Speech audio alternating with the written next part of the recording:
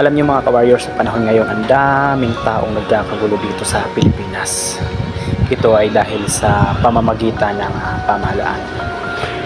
Ang daming nagkikipagsiksikan, nagkipag-rally. Kung iisipin natin ay sobrang nakakalungkot kasi Pilipino, kapwa Pilipino ay ganun yung nangyayari. So, ano bang dapat gawin natin mga ka-warriors?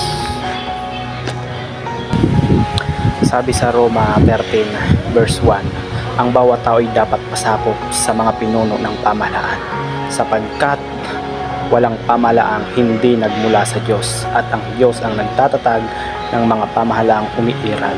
Yun po ang sinabi sa Roma 13 verse 1. Maganda man o hindi, tayong mga mananampalataya, tayong mandirigma ng Panginoon, wala tayong ibang dapat gawin at manalangin.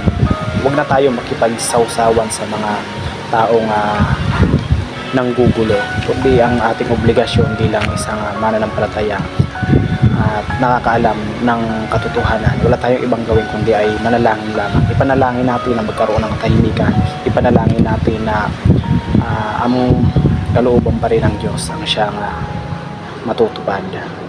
Lagi lang natin natandaan, ano man ang nangyayari sa ating bansa, ang Diyos ay may purpose kung bakit nangyayari yan.